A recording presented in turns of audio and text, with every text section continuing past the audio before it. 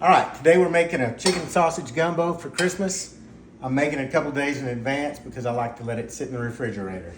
All right, so the first thing we gotta do is I've got me a big pot full of water. That's probably about 10 quarts.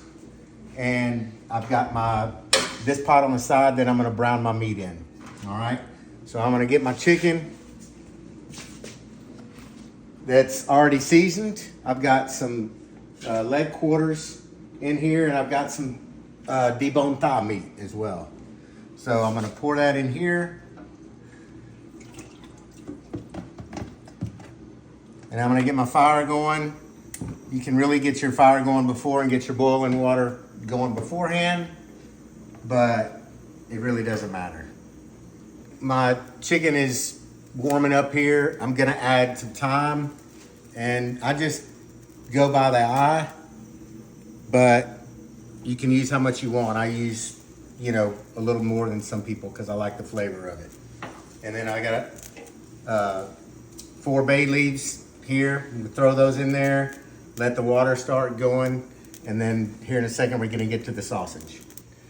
All right, so my pot's warming up. I'm gonna add some oil, just a little, because the sausage is gonna make its own fat. So I'm gonna let that warm up just a little bit. Kind of get all that at the bottom of the pot.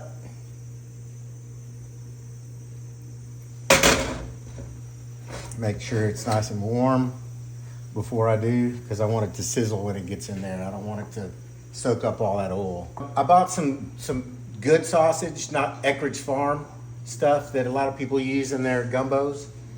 And it was mesquite smoked, but it's not a real strong mesquite smoke. It's a real light mesquite smoke.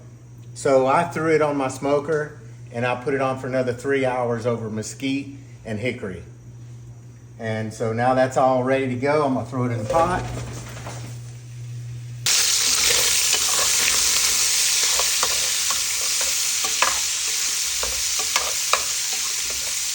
Don't want that sausage to stick too much, so we stir it a little bit every once in a while. Now my sausage is getting browner, getting some residual down on the bottom. Don't worry about that. It's gonna happen. It's gonna feel like it's sticking there. It is sticking.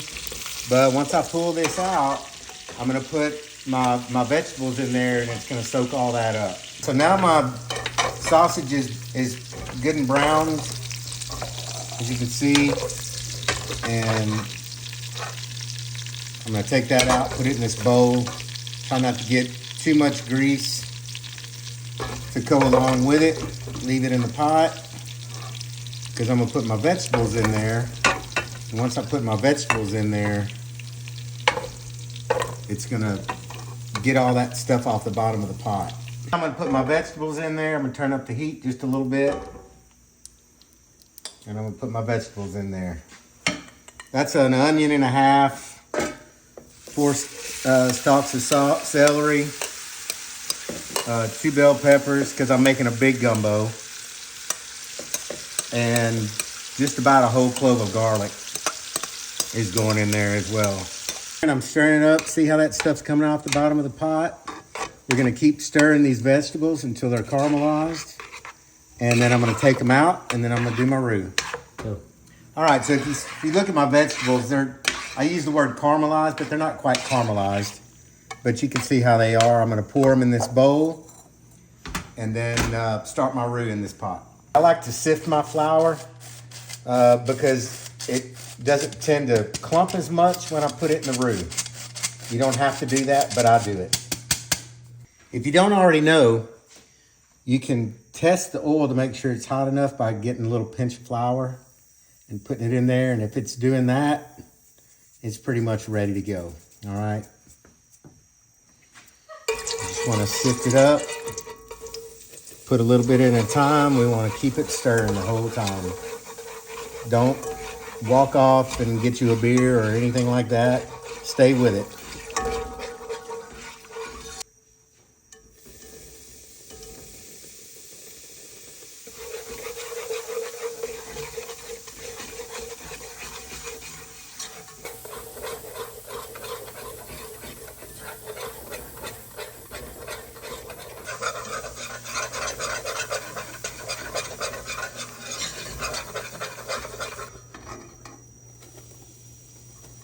So you see there's a couple of little specks in there.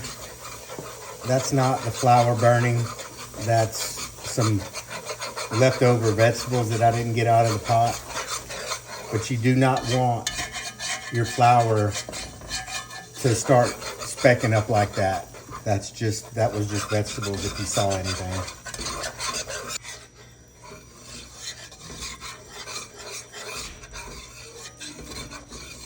A lot of people like their roux to be this color, and that's fine. If you want it to be this color, that's fine. I go a step farther, and mine gets chocolatey brown, more so than this. Because the flavor, to me, is just so much better when you have a really dark roux. So, as you can see, my roux is getting a really nice, looks like chocolate, melted chocolate. I'm gonna go ahead and turn the fire off at this point because I don't want it to continue to cook. And I'm gonna add the Trinity. And that Trinity is gonna help cool that off to where it doesn't continue to cook. Once you've added it, stir it up and combine.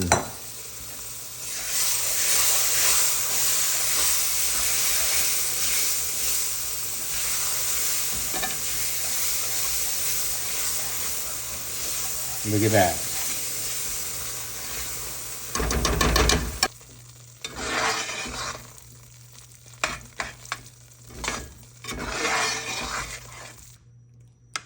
Taking this chicken out of the pot because I'm gonna put my roux in there. And I want my roux to cook down a little bit, and I don't want my chicken to get overcooked. The chicken is now out of the pot. And I'm gonna take this roux and I'm gonna put it in there the best I can here with the limited room that I have.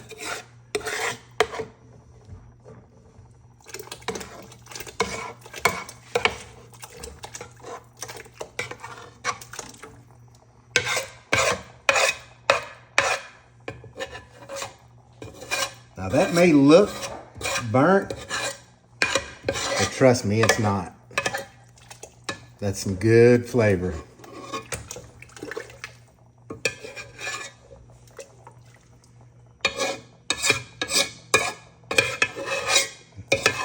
I can get the rest of that out of there by ladling some water into this pot and pouring it back in there.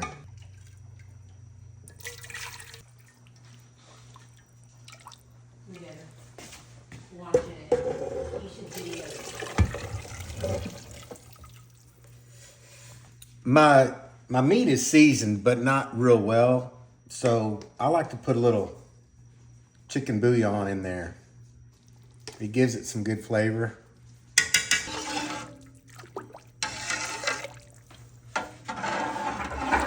This wasn't on the video, but I put the chicken back in, the thigh meat, and now it's ready to come out. It's ready to come out and be picked and shredded. So we're gonna do that now. Time to put the chicken in the gumbo.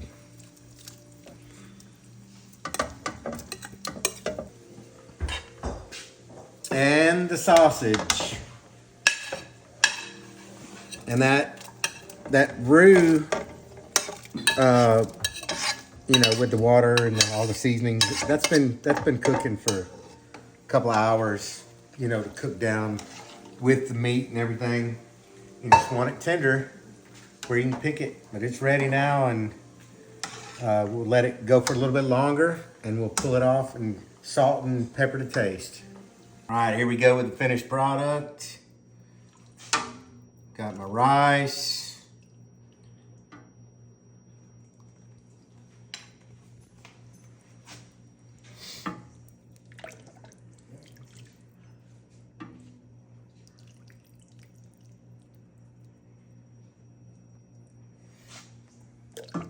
There we go.